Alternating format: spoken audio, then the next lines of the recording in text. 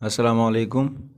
आज से हम हिस्ट्री ऑफ अमेरिकन लिटरेचर पे वीडियोस बनाएंगे और साथ में इस तरह नहीं होगा कि हम सिर्फ इस पे वीडियोस बनाएंगे। अगर आप लोगों के क्वेश्चंस और क्वायरीज़ वगैरह होंगे और मुझे किसी और चीज़ पे वीडियो बनाने की ज़रूरत पड़ी तो वो भी हम साथ में डालेंगे। तो इसलिए इसके लिए मैं एक नया प्लेलिस्ट डालूँगा। प्लेलिस्ट्स में आप लोग पेज में जाके देख सकते हैं, यूट्यूब का जो चैनल है उसमें जाके प्लेलिस्ट में इस पे हम डिटेल्स में एक एक पीरियड पे बात करेंगे। लेकिन इस वीडियो में हम सिर्फ ये बताएंगे कि इसके नेम्स क्या थे और ये जो पीरियड्स हैं अमेरिकन लिटरेचर के कब से स्टार्ट हुए हैं और कब पे ख़त्म है। शुरू करते हैं। दोस्तों, आप लोगों ने ब्रिटिश लिटरेचर की हिस्ट्री पढ़ी होगी। बहुत सारी किताबों ने मुख्तलिफ़ एजेस में उसे तकसीम किया है। बहुत सारे राइटर्स ने मुख्तलिफ़ एजेस में और एयर्स में उसे तकसीम किया है, पीरियड्स या एरा जिसे हम कहते हैं।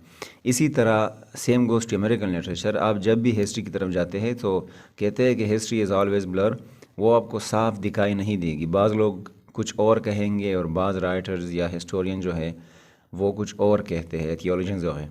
तो इसलिए अमेरिकन हिस्ट्री के पीरियड्स जो है वो मैं डिटेल से समझाऊंगा।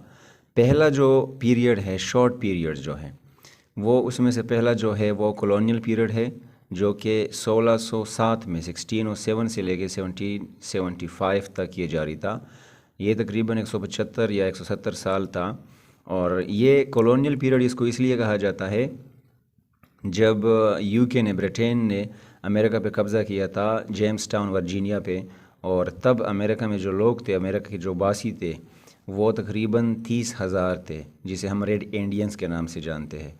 तो ये जो पीरियड है ये कॉलोनियल पीरियड है। और जो अंग्रेज़ों ने यूके से जाके, ब्रिटेन से जाके अमेरिका में लिखा है, उस पीरियड को या उस लिखाई को हम कॉलोनियल पीरियड या कॉलोनियल राइटर्स कहते हैं। इसके बाद जो दूसरा पीरियड स्टार्ट होता है इसी 1700 के आज़ादी से पहले स्टार्ट होता है, द रिवोल्यूशनरी एज उसे कहते हैं, जो 1765 से 1765 से लेकर 1790 तक, जो कि तकरीबन 25, 30, 35 साल चला था। और यह जो एज है इसमें कुछ ही राइटर्स है जो रिवोल्यूशनरी राइटर्स थे, जो आज़ादी के लिए लिखना स्टार्ट कर चुके थे, आज़ादी के लिए लिख रहे थे। इसके बाद जो थर्ड एज है उसको द अर्ली नेशनल पीरियड कहा जाता है। अब जब अमेरिका आज़ाद हुआ ब्रिटेन से 1775 में, आप लोगों को पता होगा, तो यहाँ से लेके 1775 से लेके 1828 तक ये जो एज है हम इसको द अर्ली नेशनल पीरियड कहते हैं। और यहाँ जो राइटर्स है वो सिर्फ अपने मुल्क को, कौम और पेट्रियाटिज़म को शो करते हैं, उसके बारे में लिखते हैं। जिस तरह जो भी कौम होगा अगर आज़ाद होगा तो अगर कोई रोमांटिक राइटर भी हो, रिवोल्यूशनरी राइटर भी हो, कोई और राइटर क्यों ना हो, क्लासिकल, न्यू क्लासिकल में से जिस भी एज से आप ले लें, वो जिस भी टाइप का राइटर हो वो ज़रूर नेशनलिटी पे लिखेगा, अपनी कौमियत और कल्चर वगैरह इस चीज़ों पे लिखता है। अब बेसिकली ये जो 3 एजेस मैंने बताया, द कॉलोनियल पीरियड, रिवोल्यूशनरी और अर्ली नेशनल पीरियड, इसको बाज़ historian the colonial and early national period कहते हैं, जो कि कहते हैं कि 17वीं सेंचुरी के स्टार्ट से 1830 तक, 1830 तक ये रहा था और उसके बाद ये ख़त्म हुआ। चौथा जो अमेरिकन पीरियड है लिटरेचर का, उसे द अमेरिकन रेनेसा कहते हैं, जो 1828 से स्टार्ट है, 1865 तक चला था। और इसको बाज़ राइटर्स या हिस्टोरियन जो है उसको रोमांटिक पीरियड भी कहते हैं। रोमांटिक एज अगर ब्रिटिश में जाए तो उधर जो है 1798 से स्टार्ट है, 1837 तक, कुछ 40-39 साल का चला था।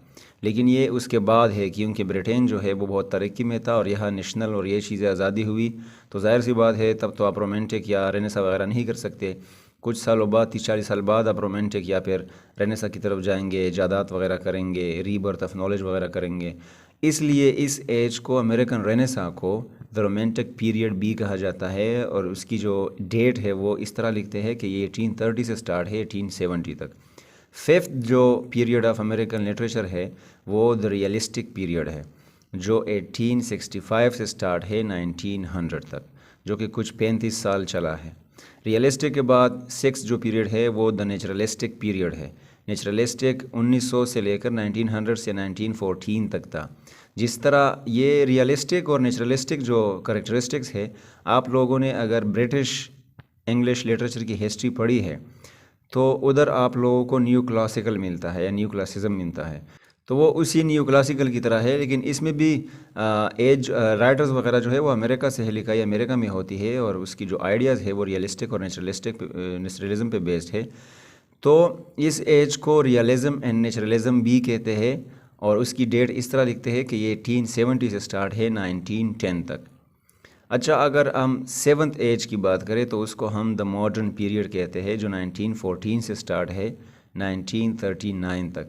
आप इस तरह भी कह सकते हैं कि मॉडर्निज्म जो है वो यूके से पहले अमेरिका में स्टार्ट हुआ था, लेकिन अगर लिटरेचर की बात करें तो वो थोड़ा 10-15 साल का डिफरेंस उसमें है। सो इस पीरियड को द मॉडर्निस्ट पीरियड भी कहा जाता है। 1910 से जो स्टार्ट है 1945 तक, जंग अज़ीम द्वेम जब ख़त्म हुआ तब तक। 8 जो पीरियड है उसको हम द बीट जनरेशन कहते हैं, जो 1944 से स्टार्ट है 1962 में। और इस एज के साथ हम एक और एज पढ़ते हैं 9th नंबर पे, द कंटेम्प्रेरी पीरियड, जो अभी तक स्टार्ट है। उसकी एज हम 1939 से प्रेजेंट डे आज कल के डेट तक पढ़ते आ रहे हैं।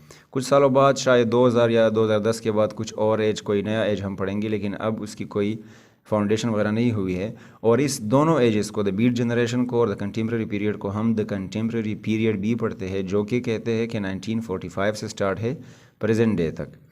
और इसके अलावा ये जो एजेस है आपको मुख्तलिफ़ वेबसाइट्स पे मुख्तलिफ़ डेट्स में मिलेंगी, लेकिन ये जो शॉर्ट मैंने बताए 9 स्टेप्स में, ये सबसे बेसिक्स है, आप इससे ज़्यादा डिटेल में नहीं जा सकते।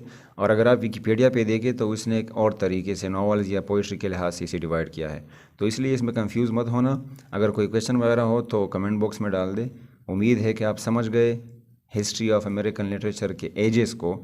आगे हम एक एक एज को डिटेल से पढ़ेंगे। अपना बहुत सारा ख्याल रखें। Thank you very much.